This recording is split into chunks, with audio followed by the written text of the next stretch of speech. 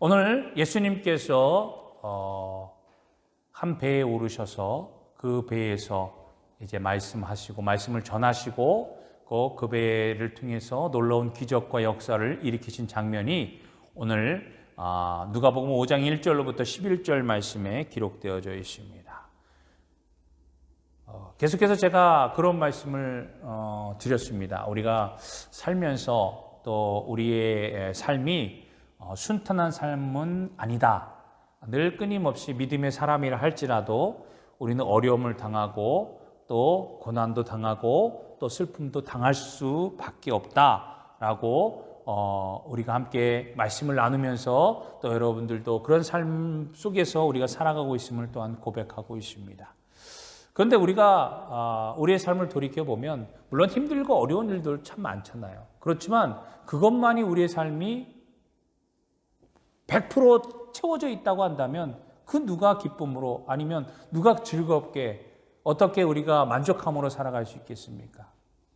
그렇지가 않다고 하는 거예요. 조금만 눈을 돌려도 조금만 다른 것을 보아도 우리의 삶이 비록 어려움과 아픔과 슬픔과 고난과 근심이 있다 할지라도 그것보다 더 큰 감사와 또 기쁨과 소망과 희락이 있음을 우리는 또한 고백할 수 있다는 겁니다. 왜 그렇습니까? 이 모든 것들을 다 하나님께서 주시고 하나님께서 주관하시기 때문이에요. 여러분 생각해 보십시오. 하나님은 우리에게 이렇게 밝은 낮도 주셨지만 캄캄하게 아무것도 보이지 않는 어둠도 우리에게 밤도 주셨다라고 하는 사실입니다. 그런데 하나님께서는 끊임없이 우리의 삶 속에서 밤만 있게 하신 것도 아니에요. 그렇다고 해서 흔한 낮만 있게 하신 것도 아니고 낮이 있게 하시다가 또 밤도 있게 하시고 밤이 오다가도 다시금 밝은 빛으로 우리에게 낮을 허락해 주시는 하나님의 그 놀라우신 은혜와 사랑을 우리는 고백해야 된다라고 하는 겁니다. 그래서 여러분들이 끊임없이 우리가 함께 말씀을 나누지 않았습니까? 실패를 두려워하지 말아야 된다. 고난도 우리가 너무 염려해서는 안 된다. 우리 예수님께서도 우리에게 말씀해 주지 않았습니까? 염려를 아무리 우리가 해봐야 그 염려 때문에 우리의 삶이 더 나아지거나 우리 그 염려가 조금이라도 수그러든다면 염려를 할 수 있을 텐데 염려를 하고 걱정을 계속해서 할 텐데 그렇지 않다. 우리는 모든 염려를 누구에게 맡기라고요? 주님께 맡기라. 하나님께 아뢰고 하나님께 고백하면 그 모든 것을 아시는 주님께서 모든 것들을 열어주시고 또 해결해 주시고 채워주시고 나가서 회복시켜 주시는 놀라우신 은혜를 누리게 될 거라고 말씀하고 있습니다. 그러니까 주님은 우리에게 뭐라고 말씀하십니까? 내 마음에 믿으면 주님의 영광을 보리라라고 우리에게 말씀해 주고 있어요. 요한복음 11장 40절 말씀에 보면 너가 믿으면 그 믿음으로 말미암아 주님의 영광을 보게 될 것이라고 분명하게 우리에게 약속해 주고 있는 것입니다. 그러므로 다시 한번 여러분들에게 말씀을 드리지만 언제나 문제 자체가 그 문제 때문으로 인하여서 우리가 낭망하고 시련을 얻고 아픔을 당하지만 그 문제 자체가 우리에게 문제가 아니라 그 문제를 크게 바라보는 우리의 마음과 우리의 시선과 우리의 걱정과 우리의 염려에 있다라고 하는 거예요. 즉 그 문제 때문에 포기하고 좌절하고 낭망하는 우리들의 연약함이 있다라고 하는 겁니다. 오늘 누가복음 5장 1절로부터 11절 말씀을 보십시오. 여기에 한 인물이 등장하고 있습니다. 그 인물이 누구입니까? 시몬 베드로라고 오늘 성경은 우리에게 말씀해 주고 있습니다. 여러분, 베드로, 우리가 성경을 통해서 베드로라고 하는 사람을 잘 알고 있지 않습니까? 베드로, 어떻게 보면 한마디로 말하면 가장 축복받은 하나님의 사람 아닙니까? 복된 존재였습니다. 왜 그렇습니까? 예수님의 수제자였어요, 베드로는. 그리고 예수님께서 그에게 무엇을 맡겼습니까? 천국 열쇠를 맡겨주지 않았습니까? 그래서 그 이름도 지금까지도 베드로 하면 예수님의 수제자, 천국 열쇠를 갖고 있는 천국 열쇠를 맡은 하나님의 사람이다 라고 우리가 이 베드로를 이제 알고 있습니다. 그런데 이 베드로가 자기 스스로가 뭐 뛰어나서 아니면 자기가 뭐 이렇게 성격을 보면 열성적이고 뭔가 좀 다혈질적인 그런 모습도 있었지만 그런 것들 때문에 예수님께 선택돼서 아니면 예수님께 뭔가 좀 한눈에 잘 보여서 이렇게 그런 복을 받고 그런 복의 사람이 되었습니까? 아니에요. 오늘 말씀을 보면 왜 예수님께서 이 베드로를 예수님의 제자로 삼으셨는지 우리에게 말씀해 주고 있습니다. 그 직접적인 원인이 무엇입니까? 오늘 말씀에 보면 예수님께서 말씀을 전하게 되었습니다. 오늘 게네사렛 호숫가에 서서 이제 말씀을 전하게 되어졌는데요.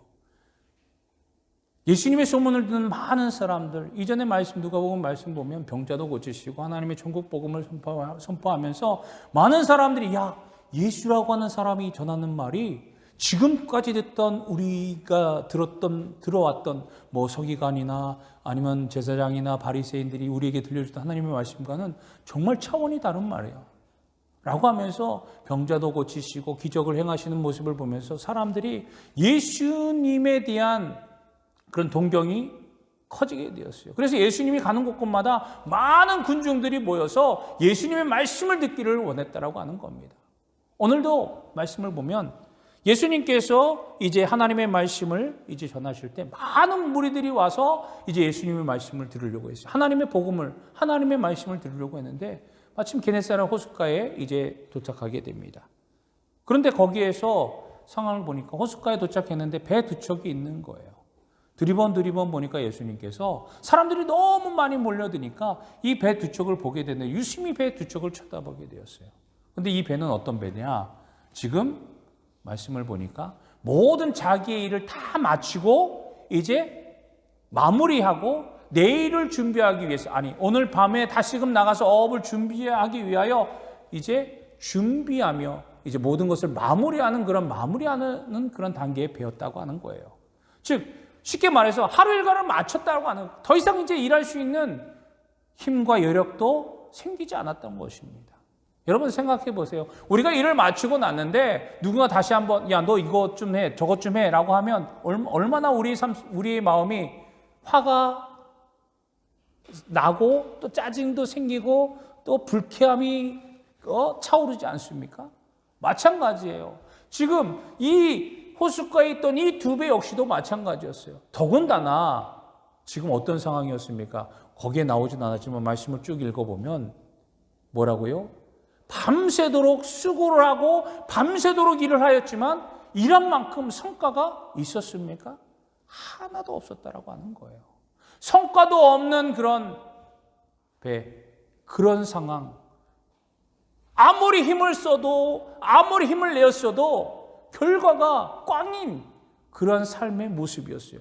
이 당시만 해도 우리가 잘 알고 있듯이 지금 게네사렛 호숫가에서 이제 배를 어부로 생활했던 이 사람들이 그날에 잡은 고기를 잡아다가 팔아야 그날에 양식을 얻을 수 있는 건데 어떻게 보면 하루 벌어서 하루 먹고 사는 사람들과 마찬가지였다라고 하는 거예요. 그런데 그날에 양식을 구할 수 있는 그 수단, 그런 도구들이 지금 자기 수중에 있습니까? 없다라고 하는 거예요. 즉 어찌 보면 오늘 하루의 삶이 지금 무너져 버렸다라고 하는 것과도 마찬가지였다라고 하는 거예요. 물론 다른 방법을 통해서 뭐 삶을 유지하고 연장시킬 수 있겠지만 개인적으로 보면 오늘 하루 꽝이네. 오늘 하루 어떻게 하지? 뭐 먹고 살지? 뭐 먹고 지내지? 뭐 먹고 있다가 다시 밤에 어떻게 또 나가서 힘을 쓰지? 걱정과 근심과 염려가 가득했다라고 하는 사실입니다.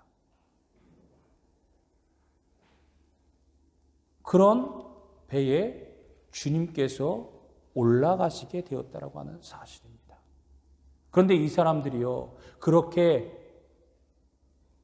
허탕을 치고 마음속에 불안과 근심과 걱정이 있는 상태 속에서도 자신들은 자기의 일들을 놓지 않았다라고 하는 거예요.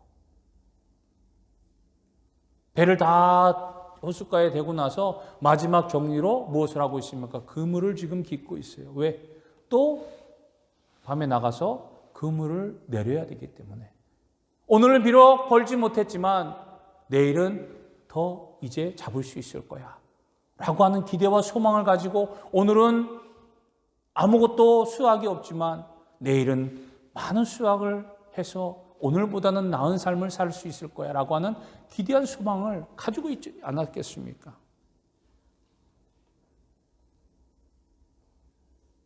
여러분, 여기서 우리가 주목해야 될 것이 있습니다. 누구나 다 그냥 기본적으로 일반적으로 그렇지 당연히 그 사람들이 해야 될 일인데 당연히 그렇게 해야 내일도 나가서 아니면 다음 날도 해서 자기의 생명을 유지하고 자기의 삶을 유지할 거 아니야 라고 생각할 수 있을 것입니다. 그렇다면 우리들의 삶의 모습들도 마찬가지가 되지 않겠습니까? 하루가 힘들고 어렵다고 해서 그것을 포기하고 낙마하고 좌절한다면 그 삶이 유지가 되겠습니까? 유지가 되지 않아요. 어려움은 더욱더 쌓여져 간다고 하는 겁니다. 성경에서 하나님의 말씀을 우리가 보면 하나님께서 사용하시는 사람은 어떤 특별한 사람이나 어떤 특수한 사람이 있었다라고 하는 것이 아니에요. 여러분, 하나님께서 불러서 세운 사람들에게는 공통적인 특징이 있습니다. 그 특징이 무엇인지 아세요? 바로 그들이 하나같이 자기에게 주어진 일들에 대해서 열심으로 충성하며 부지런하게 행했다고 하는 것입니다. 제가 누누이 여러분들에게 말씀드리지 않습니까?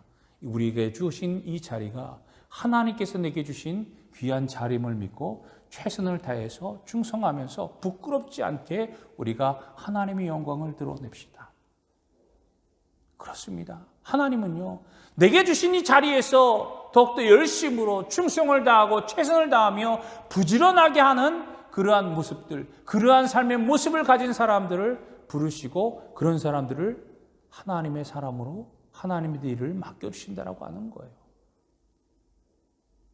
오늘 우리들의 삶 속에서도 우리에게 맡겨진 자리가 있지 않습니까? 자녀는 자녀된 자리에서, 학업을 하는 자리에서, 일을 하는 자리에서, 부모된 자리에서 열심으로 행하지 않는다면 그 하나가 어긋나고 그 하나가 무너져 버린다면 전체적으로 도미노처럼 무너져 버릴 수밖에 없음을 여러분 기억하시길 바랍니다. 아모스는 두고와 목장에서 이제 뽕나무를 재배하면서 양을 치면서 최선을 다할 때 하나님의 부르심을 받았고요. 다윗은 어떻습니까? 어린 나이임에도 불구하고 맡겨진 그 자리에서 들에 나가서 양을 치면서 양들과 함께 생활하면서 맹수로부터 그 양들을 보호할 때 하나님의 기름을 부음 받지 않았습니까? 모세도 마찬가지였어요. 미디안 광야에서 장인 이들의 양을 열심히 치고 있을 때 하나님의 부르심을 받았습니다. 세리마태는 정말로 손가락질 당하면서 사람들이 저 세리 저 마태 민족의 반역자 같은 욕도 하고 싫은 소리 들었지만 그는 자기가 맡은 이 세리의 이 직함을 손가락질을 받는다 할지라도 열심히 최선을 다했던 것들을 보게 됩니다. 그렇습니다. 여러분, 우리에게 그런 마음이 필요한 거예요. 힘들고 어려워도 조금 답답하고 무능하다 할지라도 우리에게 맡겨진 자리에서 최선을 다하고 최대의 모습으로 우리가 충성을 다할 때 하나님께서 그러한 사람들을 그 마음의 중심을 보시고 사용하고 계시는 줄로 여러분 믿으시기 바랍니다. 그래서 오늘 말씀 3절에 보니까 뭐라고 말씀하고 있지요? 예수께서 한 배에 오르시니 그 배는 시몬의 배라 라고 말씀하고 있습니다. 앞서 말씀드린 것처럼 아무것도 잡지 못한 배, 아무 수확도 없던 배, 온갖 실망과 절망이 가득 찼을 그 배에 예수님께서 오르시게 됩니다. 왜 이 배에 올르셨을까요? 여러분, 많은 군중들이 예수님의 말씀을 들으러 모였습니다. 그러니까 예수님께서는 그 많은 모인 군중들을 조금씩 뒤로 미루다가 어떻게 하면 이제 더 하나님의 말씀을 잘 전하실 수 있을까? 둘러보시다가 배를 보시게 된 거예요. 그러면서 그 배에 오르시게 된 겁니다. 여러분, 베드로는 지금 절망과 어떻게 보면 좌절감 속에, 상실감 속에 차 있을 수도 있습니다. 그러면서 한편으로는 좀 투덜투덜 대기도 했었고, 한편으로는 좀 짜증나기도 했고, 내가 여기서 잔뼈가 굵은 어부인데 왜 오늘은 한 마리도 잡지 못했을까? 왜 오늘은 이상하다. 왜 이랬을까? 라고 어찌 보면 불평도 했을 거고요. 어찌 보면 원망도 했을 것이고요. 어쩌다 보면 자기 자신을 자책할 수도 있었을 것이고요. 그런 심정 속에 있는 그 배에 예수님께서 오르셨다라고 하는 겁니다. 유심히 살펴보시고, 여러분, 우리의 삶의 모습 속에서 예수님은 지금도 우리를 유심히 살펴보고 계신다고 하는 사실을 여러분 기억하시길 바라요. 힘들면 힘들수록, 어려우면 어려울수록 예수님은 우리를 더욱더 지켜보고 계시다고 하는 거예요. 그래서 우리에게 다가오십니다. 오늘 베드로의 배에 오르신 것처럼 우리에게 찾아와 주신다고 하는 거예요. 그러면서 말씀하십니다. 이 배를 띄워라. 이 배를 지금 띄워라. 할 수 없는 그런 상황 속에서도 예수님은 우리에게 하기를 원하시고 계신다고 하는 사실을 여러분 기억하시길 바랍니다. 불평과 원망뿐인 이 베드로에게 배를 띄우라. 지금 다 마무리하고 그물도 깃고 이제 거의 이제 끝나서 집에 들어가서 좀 쉬다가 좀 어떻게 좀 한 끼 어떻게 해결하고 좀 또 밤에 또 나가서 고기를 잡아야지라고 하면서 걱정과 근심 속에 있던 이 베드로에게 그렇게 말씀하시는 거예요. 다시 배를 띄워라. 나가자. 얼마나 기분이 상하겠습니까? 짜증나고 힘들고 어려운 상황 속에서 모든 것이 지금 풍성하게 잡힌 것도 아닌데 풍성한 기쁨이 있는 것도 아니에요. 즐거움이 있는 것도 아니에요. 힘들고 어려움 속에서 있다가 주저앉고 싶을 때 예수님께서 오셔서 다시 배를 띄워서 나가자. 즉 우리에게도 말씀하십니다. 힘들고 어려워서 할 수 없을 때 다시 해봐. 다시 해. 다시 일어나. 라고 하면 우리가 쉽게 느끼는 반응이 무엇입니까? 우리가 쉽게 대하는 반응이 뭐예요? 뭐야, 짜증나, 왜 그래 나한테 도대체? 이런 반응이 먼저 일어나지 않습니까? 이런 반응이 우리에게 자연스럽게 나타나는 반응이에요. 저 역시도 마찬가지입니다. 죄송하지만. 누군가 제가 힘들고 어려울 때, 정말로 사기가 뚝 떨어졌을 때, 다시금 일어나서 해봐, 좀 해보자 라고 하면 나 못해. 힘들어. 잠깐만 쉬고 할게. 라고 하는 게 우리들의 일반적인 반응 아니겠습니까? 오늘 베드로를 보십시오. 조금 땡기를 정하시고 앉으사 배에서 무리를 가르치시게 됩니다. 말씀을 전하시면서 이 베드로가 예수님의 말씀을 이제 듣기 시작합니다. 예수님께서 찾아오셔서 그냥 가라고 하는 것이 아니라 배에서 앉으셔서 하나님의 말씀을 많은 군중들에게 가르치고 있는 거예요. 그런데 베드로는 지금 어디 있습니까? 바로 예수님 곁에서 가장 가까이에서 예수님의 말씀을 듣고 있지 않습니까? 예수님의 말씀을 들을 때 그의 마음이 놀랍게 변화가 되기 시작했어요. 예수님이 찾아오셔서 말씀하여 주시고 그 말씀을 가장 듣기 싫어도 가장 가까운 데서 앉아서 듣게 되니까 그의 불평과 원망과 좌절과 절망이었던 마음이 소망과 기쁨의 마음으로 조금씩 변하기 시작했다고 하는 거예요. 왜? 예수님께서 그 배에 오르셨기 때문이에요. 예수님께서 그 배에 찾아와 주셨기 때문이에요. 절망 속에 빠져있던, 신음 속에 빠져있던, 물론 하루 못 잡았다고 해서 죽을 것은 아니겠지만 그래도 그 당시의 상황만 보더라도 그렇지 않습니까? 자기의 커리어가 있는데 참 이 호숫가에서 어부로서 고기 잡는 거에 잔뼈가 굵은 사람인데 평생 이 그물질만 했던 이 베드로였는데 얼마나 소위 말해서 부끄러웠겠습니까? 한 마리도 잡지 못해서 얼마나 부끄럽고 얼마나 감추고 싶었겠어요. 오늘 저 베드로 한 마리도 못 잡았대. 밤새도록 허탕만 쳤대. 저 베드로 어부로서 여기에서 잔뼈가 굵은 베드로인데도 어떻게 저럴 수가 있지? 그런 얘기도 드럽게 되는 자기의 모습들을 생각해 볼 때 너무나도 수치스럽고 부끄러웠을 수도 있었을 겁니다. 그럼 베드로였지만 예수님의 말씀을 듣고 그 배를 기꺼이 예수님께 내어드리고 그 배에 가까이 가장 예수님 곁에서 예수님의 말씀을 들었을 때 그는 변화되기 시작했다라고 하는 거예요. 주님이 베드로의 배에 타기 전까지는 베드로는 그냥 그 호숫가에 어부였어요. 그냥 어부로서 자기에 맡겨진 일들 하루 그물질에서 하루 벌어 하루 먹고 살아가는 그런 어부의 삶을 살아갈 수밖에 없었던 그러한 베드로였어요. 그리고 나아가서 밤새도록 또 그물질에도 고기를 얻으면 얻는 거고 못 얻으면 못 얻게 되는 그러한 삶을 살아갈 수밖에 없는 그러한 순환적인 삶을 살아가는 그러한 사람이었다라고 하는 겁니다.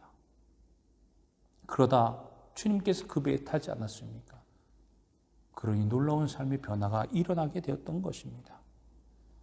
여러분 생각해 보십시오. 베드로가 그렇게 축복받고 그렇게 그 이름이 지금까지도 불려지고 그 이름을 높이 평가하는 신앙의 선조들 중에 이 베드로의 이름이 얼마나 높게 평가가 됩니까? 그런 이유가 무엇입니까? 그의 능력, 그의 재능, 그의 열성, 그것이 아니었어요. 예수님께서 그 배에 오르자 예수님의 말씀을 듣고 예수님의 말씀 앞에서 자기의 모습들을 회개하고 자기의 모습이 누구 어떠한지를 깨닫고 그가 변화가 되었을 때 그는 하나님으로부터 예수님으로부터 위대한 제자로 위대한 성인으로 이제 변화가 되었다라고 하는 것입니다. 중요한 것은 그거예요. 예수님께서 그 배에 오르셨다라고 하는 것. 그런데 예수님께서 그 배에 오르시는 것이 베드로에만 국한되겠습니까? 앞서도 제가 말씀드리지 않았습니까? 오늘도 예수님은, 하나님은, 성령님은 우리를 이렇게 지켜보고 계시는 겁니다. 우리를 지켜보고 계시고 우리를 바라보고 계셨다가 우리에게 찾아오신다라고 하는 거예요. 그게 배가 될 수가 있고요. 그게 학교 현장이 될 수가 있고요. 그게 우리 차 안이 될 수가 있고요. 그게 우리의 침실이 될 수가 있고요. 그게 우리의 가정이 될 수가 있고요. 그게 우리의 사업장이 될 수도 있고 우리가 공부하는 그 자리가 될 수도 있고 어디서든지 주님은 우리를 찾아와 주신다라고 하는 것입니다. 찾아오셔서 우리에게 말씀하십니다. 다시금 일어나서 행하라. 띄워라. 사람들은요, 자신의 빈 배에 자기가 아무것도 없는 이 상황 속에서 예수님께 나와서 무엇을 구합니까? 이것을 채워주시기를 원합니다. 나에게 부어주시기를 원합니다. 나에게 충만하여 주시기를 원합니다. 가득 담아주시기를 바라고 원하는 마음으로 주님을 찾는 사람들이 얼마나 많이 있습니까? 하지만 예수님은 채워주시기 전에 풍성하게 만들어주시기 전에 그 배에 함께 하시기를 원하신다라고 하는 거예요. 우리의 삶 속에서 우리를 풍요롭게 하시고 우리를 만족해 하시고 우리에게 하나님의 놀라우신 은혜를 주시기 전에 우리와 함께 하시기를 원하신다라고 하는 거예요. 우리 안에 오셔서 우리 안에 자정하시기를 원하신다라고 하는 거예요. 내가 하나님의 사람입니다. 하나님만이 나의 주인이십니다. 예수님만이 나의 힘이 되시고 나의 능력이 되십니다. 그런 고백을 듣기를 원하신다라고 하는 사실이에요. 주님을 고백하는 그러한 입술을 원하신다라고 하는 거예요. 우리는 이제 우리가 하나님으로부터 하나님 나의 배를 채워주옵소서, 내 부족함을 채워주옵소서, 내 연약함을 채워주옵소서, 내 지혜를 충만케 하옵소서, 내 화정을 충만케 하옵소서. 우리가 그렇게 하나님 앞에 간구하고 기도하기보다 먼저 하나님 앞에 주님, 나를 찾아오셔서 나를 변화시켜 주시고 나와 함께 하여 주셔서 내가 온전히 하나님의 자녀로서, 내가 온전히 하나님의 것으로서 고백되게 하여 주옵소서. 나는 하나님의 사람입니다. 이 사실을, 나는 하나님의 자녀입니다. 이 고백을 끊임없이 하나님 앞에 드리며 주님 앞에 드릴 수 있는 자가 되게 하여 주옵소서. 그럴 때 우리 주님이 베드로의 배에 타고 올라가서 베드로와 함께 하시면서 나가자, 깊은 곳에 가서 그물을 내려라 라고 말씀하실 때 베드로의 고백처럼 주님, 저희가 밤새도록 수고하여 한 마리도 잡지 못했지만 내가 주님의 말씀을 의지하여 주의 말씀을 믿고 내가 그물을 내리겠습니다 라고 하는 믿음의 고백이 나오게 될 줄로 믿습니다. 그저 주님, 나를 채워주옵소서, 나에게 풍성하여 주옵소서, 나를 만족케 하여 주옵소서라고 할 때 아무리 주님께서 행하라, 해보자 라고 이야기할 때 주님 채워주셔야죠. 주님 내게 주셔야죠. 주님 내게 힘을 주셔야죠. 내가 할 수 있지 않습니까? 우리는 먼저 구하고 간구하고 달라는 그러한 믿음의 모습보다 우리 베드로의 말씀 고백처럼 주님 그렇습니까? 주님 말씀, 제가 지금까지 주의 말씀을 들었는데 주의 말씀이 내 삶을 변화시키시고 내가 온전히 하나님의 사람으로 내가 죄인인 것을 깨닫고 내가 주님을 감히 쳐다볼 수도 없고 감히 주님 앞에 옆에 설 수도 없는 존재지만 주님께서 나에게 찾아오셔서 나와 함께 하심으로 지금 이렇게 말씀해 주시는데 주님, 제가 내 상황이 이렇지만 주님의 말씀을 의지해서 제가 그냥 하겠습니다 라고 고백하는 그러한 우리들의 믿음, 우리들의 모습이 되어야 될 줄로 믿습니다. 그럴 때 놀라운 역사가 일어나는 거예요. 그럴 때 놀라운 축복과 은혜를 누리게 되는 거예요. 말씀을 의지하고 순종하며 주님께서 우리가 할 수 없을 때 행하라고 했을 때 행할 때 하나님의 은혜와 축복을 누리게 되는 줄로 믿습니다. 여러분 오늘 이 말씀 우리 다시 한번 깨닫기를 원합니다. 가장 중요한 것이 무엇이라고요? 주님께서 나와 함께 하시기를 원하신다. 함께 하시기를 원하시는데 내가 먼저 찾아가는 것이 아니라 주님이 먼저 나를 찾아오셨다라고 하는 사실입니다. 그리고 내게 말씀하여 주신다라고 하는 거예요. 행할 수 없을 때 나로 하여금 하게 만드시는 주님의 말씀에 주님, 내가 지금 힘이 없지만 내가 지금 그럴 자격도 없지만 내가 그럴 용기도 없지만 주님 내게 말씀하시니까 내가 해보겠습니다. 내가 그렇게 하겠습니다. 라고 행하는 순종하는 믿음의 모습으로 승리하는 저와 여러분 되기를 주님의 이름으로 간절히 축복합니다. 여러분 반드시 기억하시길 바랍니다. 믿으시기 바랍니다. 주님이 나에게 찾아오셨고 나에게 말씀하여 주십니다. 그럴 때 우리는 그 말씀에 내 모든 상황과 여건들을 다 내려놓고 주님 말씀하셨습니까? 내가 그 말씀대로 순종하겠습니다. 내 상황이 이렇고 저렇고 불평과 원망을 내세우기보다 주님 말씀하셨으니까 내가 말씀대로 행하겠습니다 라고 고백하며 순종하며 나아갈 때 하나님의 놀라우신 역사를 누리고 귀한 은혜와 축복을 누리는 그러한 저와 여러분의 삶이 되기를 주님의 이름으로 간절히 축복합니다. 늘 주님이 함께 하시는 놀라우신 은혜가 여러분들의 삶 속에서 분명하게 임하여지고 이루어질 줄로 믿습니다. 그 은혜로 승리하는 거룩한 한 주간의 삶이 되시기를 주님의 이름으로 간절히 축복합니다. 기도하겠습니다.